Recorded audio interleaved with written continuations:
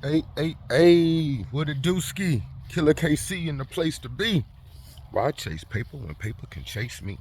It's a real question. You know what I mean? So today on DreamWhip Chronicles, we're dealing with Bruno. I know y'all ain't seen Bruno much, right? Y'all know Welch's pretty good. Y'all know White Lightning, aka 82 Vet, pretty good. But here's Bruno. Bruno is a 1973 Impala sports sedan, right? Highlighted by the no pillar, 4-door hardtop. Gotta say that when you're talking about a dunk, right? A donk, 4-door hardtop, right? And no pillar, right? Significant about the no pillar, it gives it one of the reasons you could call it a glass house is because when you lower the windows down, there's no pillar, so it's all open right here. They also call the glass house the donk that has the big rear quarter window right here and the real big rear window. So it's like two versions of donks that could be called a glass house. This is one of them because it's no pillar. I don't know about where you from, but that's how we talk. That's how we describe it where we from. Look at this. You know, so that's when you know you're living right. You know what I'm saying? It's Sunday, and we got Calicia and Kaliana over there just chilling in the wagon. You know what I mean? You know what I mean? Got a dolly over there under the shade tree. You know, that's what it's all about.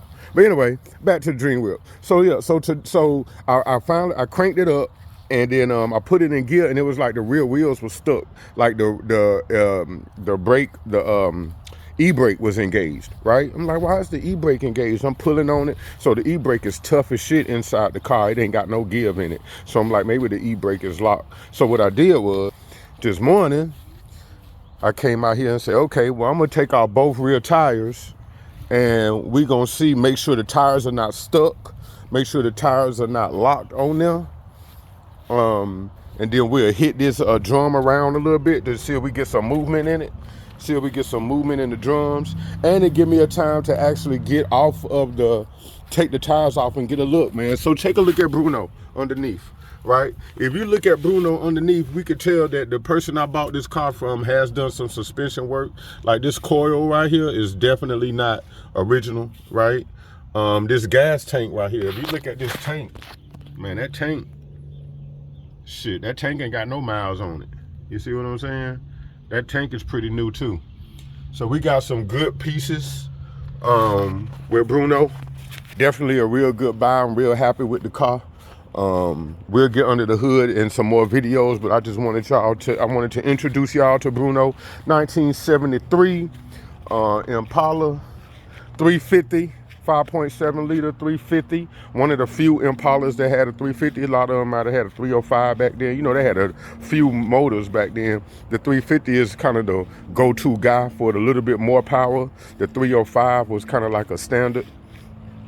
Actually, I don't know, 73, early in the 70s, that 350 might have been more standard. You know, later in the 70s, as they got in the 80s, they went to the 305s for fuel emissions, and they wanted to kind of preserve some of the horsepower, basically. But in the late 60s and early 70s, when they really kind of figured these motors out, oh man, 350s, and then that's when you got your bit blocks, your 454s, and your they went crazy with it.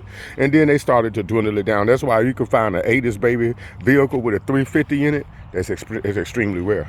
But yeah, that's what we got today. All right, DreamWhip Motors. I love these cars, man. This one right here is one of my DreamWhips. I always wanted a donk. I had a donk, a blurple donk back in the day, but we shared it amongst some homies. I don't even know whatever happened with that car. But it was like 2 or 3 of us that kind of had ties into that car. And it just never really worked out when you're dealing with folks like that, man. Yeah, never buy cars with people. I don't know what the hell we was thinking. But, you know, just young, trying to get it, because it's a DreamWhip. We young, we trying to get our hands on a donk. All of us got about $800 together type shit. Like, look, we going to get this car and figure it out. And we had it was blurple. It used to flip from blue to purple. It was nice too. Never did get it mounted on the wheels like we wanted, but definitely had a good well-running donk. I don't remember exactly what year that one was, but this is so long ago. It's about 20 years ago. This is before I joined the Army. But yeah, always a DreamWhip of mine is a donk. I even like the 80s G-bodies, like a SS Monte Carlo is another one. I always wanted a Vet. I always wanted that throwback Escalade, and I always wanted a box Chevy, right? So now you've met the third DreamWhip 3, right? DreamWhip 1 is the Welch's, the Great Escalade. DreamWhip 2, I'll say, is the Vet. And then this right here is DreamWhip 3, all right? Bruno.